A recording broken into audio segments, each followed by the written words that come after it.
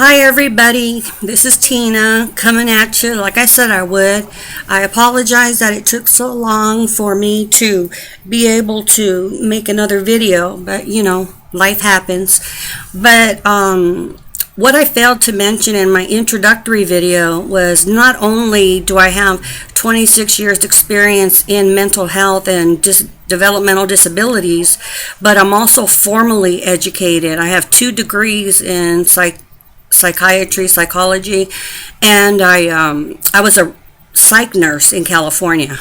So I just want to kind of throw that out there too, just so you know where some of my thoughts come from and experiences and things like that, just so you know that you're dealing with somebody who has some knowledge. I'm not just some whack job off the internet, trying to spew out psychological stuff that I've never even heard of or learned. Everything I say and do is going to be because I learned it, I lived it. One of the E's. I either experienced it, I was educated, or I was exposed. That's what I live by, the 3 E's. So anyway, today is Psych 101, and what we're going to do is we are going to talk about psychology. Just general psychology. And the way psychology works, the dynamic of psychology is, in order to be considered mentally ill, you have to be diagnosed. And if you are not diagnosed, it doesn't mean you don't have a mental illness, it just means you're not doing anything about it. But the people who diagnose you, psychiatrists, some psychologists, some nurse practitioners or PAs have the ability to do that. They get all of their reference from what we call the DSM, or the Diagnostic and Statistical Manual. It's up to number 5 now. They update it every few years, and in it, it lists a bunch of different ailments, and under each ailment, they have different elements, up to 10, 20, whatever, that the person has to meet in order to be actually diagnosed with that. Now, a regular person will look at that book and go, wait a minute, I have that from that disease, and I have that from that disease, and I have that from that disease. Doesn't mean you have the disease. Everybody has traits of some of these illnesses, but you don't necessarily meet the criteria to have the illness itself. That's a misconception. So just because you carry a trait or two, it doesn't mean that you are mentally ill. Okay, so it's used to diagnose, and it's used by all mental health practitioners. And when I say they're on number 5, that doesn't mean that they just started, because the DSM-4 was when I was in school, and then they went for A, B, C, D, or something like that. They continued on the 4 schedule before they finally went to 5. So it's been around a very, very long time, and that you will always see in a mental health clinician's office. I'm going to have to look at some of my notes here.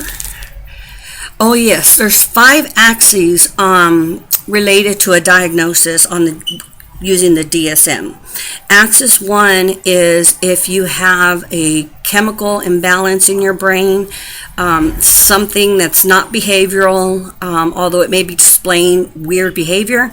It's not derived from the behavior. It's clinical. There's your synapses, and it's just not working right up here.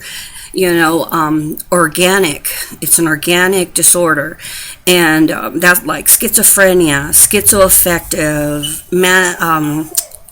bipolar, major depression, and tons of others. But that's for Axis 1. And in order to receive services in the mental health system, most, if not all, people have to meet the criteria for an Axis 1 diagnosis. Axis 2 refers to personality disorders, such as borderline personality disorders. And one that I hear a lot lately is narcissistic disorder. You're so into yourself, you can't see past that. It's kind of basically what it means. And I've been hearing it said about a lot of musical artists and stuff like that. So that is behavioral driven. That is not chemically driven like the Axis one. Those people tend to get their treatment through behaviorism type therapy. They have exclusive treatment modality specific for personality disorders. So that's what that is. Axis 3 has to do with medical disorders. If you have anything medical going on with you at the same time as your psychiatric, then you it will be listed on Axis 3. Axis 4 has to do with your psychosocial stressors. And what that means is, what kind of support system do you have? Do you have any money? Do you have an income? Are you working? Where do you live? Are you homeless? You know, that kind of thing. And your score will be low depending on how much of those things that I just named and some others apply to you. The more that applies to you of the negative things that I just said, you're going to have it's going to be a low score. Actually, they'll be listed on there as what they are, so that your caseworker or your therapist or whoever can work with you on fixing psychosocial stressors. And the final one is called the GAF. That's Global Assessment of Functioning. And that is a number. And basically what they do is they look at your life, they look at your disease, they look at your whole life and everything in it and what you're doing. And basically if you're like a puddle on the floor, you're going to have a really low GAF score. And if you're doing pretty well, you know, you just need to see the doctor every few months, medication monitoring. Otherwise, you're doing great. Your score is going to be higher. You'll be in the 50s and above probably. But, you know, severely mentally ill people, they fall into the 20s and 10s and 30s, somewhere around there. So that's just to give you an idea.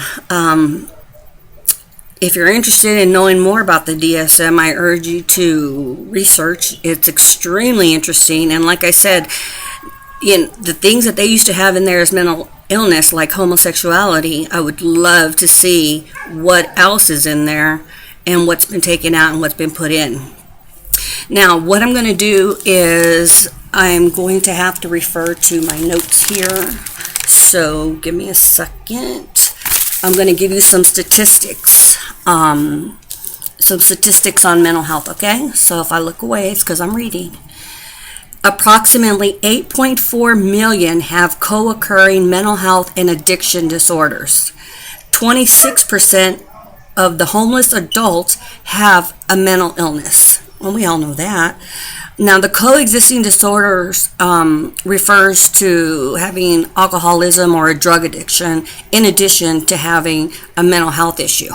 So if you have both, that's what they call coexisting disorders. And then there are locations that specifically work with dual diagnosis individuals and treat them and kind of try to find out what the underlying issue is. The organization that oversees addiction disorders and the mental health side have been trying to work together to determine which causes which. Does the depression cause the drinking, or does the drinking cause the depression? Which one is first? So I think they've made a lot of strides in the last few years in opening up centers that are specific to people with dual diagnoses. And a lot of them are undiagnosed bipolar or depressed, and they were using the drugs and alcohol to mask their illness that they didn't even know or think they had, or maybe they didn't want to face that they had it. A lot of people don't want to admit that they have a mental illness. It makes them appear weak in some people's eyes. I say that's crap. 24% of state prisoners have recently have a history of mental illness. Now, we all know that. In order to be considered NGRI, is what we call it, which is not guilty by reason of insanity, you have to prove that without a shadow of a doubt that the person was aware of their behaviors when they did the behaviors, that they were in a stable mindset, they knew there was planning, whatever. I mean, there's different ways to break that down, but basically that's called McNaughton rule. And if they're not sick enough for a mental institution, then they put them in jail and they try to treat their mental illness while they're in jail. And I'd say the prison system is trying to get better with that, but there's a lot of people that just don't get the treatment that they need in jails. And that's what we do with a lot of our mentally ill people. We put them in jails with murderers and criminals, because mentally ill people are not usually predators. They're usually victims. I mean, don't get me wrong, there's some sociopaths and psychopaths and, schizophrenics that have, gone off their medicines and act all goofy and stuff. But, and yes, it can be very dangerous. I've been hurt many times in my career. But don't think that that's all there is to it, because it's not. It's not. There's still quite a movement to increase law enforcement's awareness of people with mental illness. I won an award from the National Alliance for the Mentally Ill because I had a panel of clients that I would take around town, including law enforcement, the sheriff's department, police department, and stuff, and we would discuss the stigmas associated with mental illness, because there's the big stigma associated with people with mental illness. They think that they're weak, they're dumb, they're not trying, they're lazy, they don't care, so why should I care? They're choosing to feel this way. They don't have to be like that. Look at me. I do the same thing they do, but I don't act like they do, or whatever. I mean, you can go on and on and on and on. But here I give it to you. It is not a choice to be mentally ill if you're truly mentally ill. It is not a choice. You have an illness that is just as serious as diabetes or heart or lungs or anything. It's extremely serious. Depression is the leading mental health diagnosis worldwide, and it's serious mental illness costs America $193.2 billion in lost earnings every year. 90% of those who die by suicide have an underlying mental illness. Suicide is the 10th most leading cause of death in the United States. Okay, let me say something about suicide. It's common knowledge in the field that women attempt suicide more than men, but men succeed more than women. So a lot of it is women are just seeking help, attention. They're just crying out for help, basically. Some are serious. Some don't mean to kill themselves, but they do, in an attempt to get that help and that attention. Swallow a bunch of pills and hope somebody finds you. But with guys, when they try, for the most part, of course there's exceptions to everything, but for the most part, when they try to kill themselves, they succeed. Shotgun to the head. You're out of here. So that's a big difference between men and women with suicide. And if you know of anybody who is suicidal, don't take it lightly, even if they kind of seem to joke about it. There is a suicide hotline that anybody can call. I don't have that number, but it's a 1-800 number, so you don't even need to have money at a payphone, wherever there's payphones these days. But listen and look at the signs of the person. Are they giving away their personal possessions? Are they eating too much or not eating enough? Are they sleeping too much or not sleeping enough? Are they morbid? Are they talking about death and they're just kind of, they don't want to do anything, you just want to stay in bed, things like that? Those are all signs that you need to look at when you are assessing someone who might be at risk for depression and suicidal ideations. So please take it seriously. Please, you just don't know. I mean, it's terrible. I've seen people try to kill themselves, and luckily they didn't succeed on my watch, but it's been there. So basically, there are 6 to 7 schools of thought of psychology that the business uses these days in order to treat people with mental illness. Functionalism has the most influence of any theory in contemporary psychology.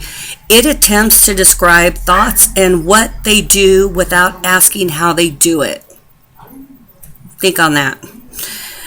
Gestalt psychology, human mind works by interpreting data through various laws, rules, or organizing principles, turning partial information into a whole. So basically, what are they doing? They're getting a bunch of little pieces of you that are good and bad and trying to make a puzzle out of it. A positive puzzle, a healthy puzzle of what you should look like. Psychoanalysis, when you hear psychoanalysis, who do you think of? Yeah, Sigmund Freud. Sigmund Freud and all his sexual innuendos within his diagnoses, I guess, and treatments and stuff. That's why he was actually dismissed by a lot of reputable therapists and doctors at that time, because they did say he was pretty far-fetched with a lot of his teachings and how everything was so sexually related and stuff. But it's basically, it explains human behavior by evoking a subconscious mind. Everybody has a subconscious mind. You have a conscious mind, subconscious mind, and it tries to bring out the subconscious of your brain, what you have hidden back here somewhere or you put way down. They try to bring that back up and work on. Usually it's your childhood. Honest, let's get real. It's usually your childhood. They want to go back to see what started the series or pattern of events that have led to your life today. Behaviorism. In the 1950s, B.F. Skinner, a well-known psychoanalyst, believed that observing behavior rather than attempting to analyze the inner workings of mind itself provides a key to psychology. Humanistic psychology teaches that to understand psychology, we must look at the individual and their motivations. Abraham Maslow is a reputable psychologist, and that was his take, was the humanistic approach. He created what we call the hierarchy of needs, and it's just like a pyramid with 4 or 5 lines on it, and it's broken up into different areas. And at the very bottom is physiological needs. It's like a needs pyramid, like needs, something to strive to. The bottom is physiological. That's basic stuff: food, water, clothes, home, that kind of stuff. The next one is safety. How safe are you by your own actions or by the actions of the people around you? The third one is love and belonging. Now I'm moving up. I'm on the third one.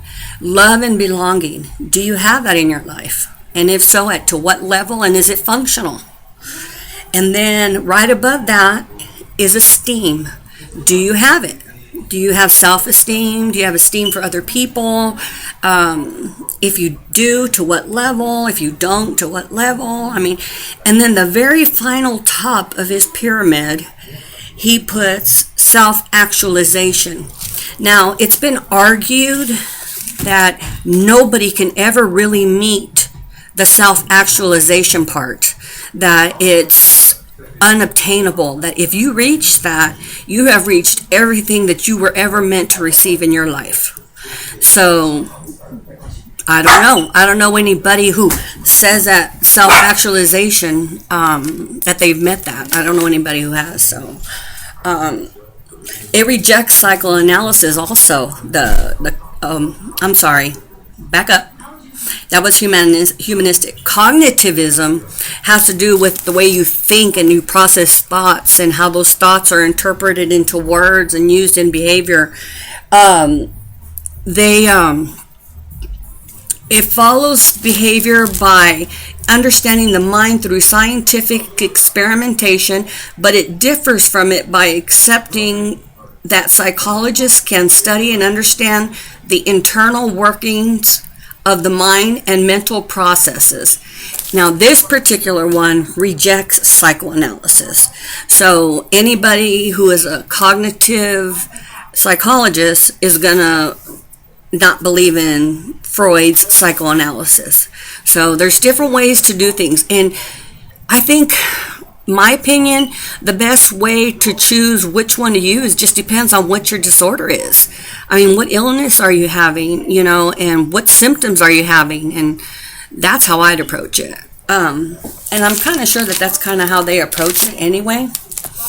I want to say that I'm really appreciative to you all for showing interest in learning more about psychology. And remember, like I said, if you know anybody, or if it's you and you want to pretend you're somebody else, I don't care, but email me your questions and concerns, and we'll discuss them online. I'll make a video like this discussing your concerns and stuff online, so you'll get your answer. And I'll do my best to have it done, pretty quickly. There's nothing else I really want to teach you about Psych 101 except some organizations to keep an eye out for is the National Alliance for the Mentally Ill, which I'm a professional member of, and they're the ones who gave me the award, and the National Institute for Mental Health. There's this great movie. It's called Call Me Crazy, The Five Story. And it is 5 different stories of people battling 5 different types of illness, mental health illnesses. And each one is a little story, and it's directed by people that are famous, like Bryce Dallas Howard, Laura Dern, Bonnie Hunt, Ashley Judd. And it talks about, the first one is schizophrenia, the second one is bipolar, the third one talks about family dynamics, living with someone who has a severe mental illness, the fourth one is major depression, and then the fifth one that they attack is PTSD, military PTSD. So I recommend that movie. I own it. And I watch it often because I think those ladies did a very good job, for the most part, in describing and showing what people with mental illness look like, who they are. They're your neighbors, they're your family, they're your friends, they're people you sit at work with. You don't know. People are afraid to tell people they have a mental illness because of the stigma. So let's do away with that stigma. Get out there and help somebody. Be a friend, be a mentor, do what you can. And remember, my email, if you want to send me any questions, is tina_flores88@yahoo.com. Okay? It was a good session. I look forward to hearing from you all. I appreciate y'all's support. Don't forget to like and subscribe. And I will be talking with you all soon. Y'all have a really great night. Bye-bye.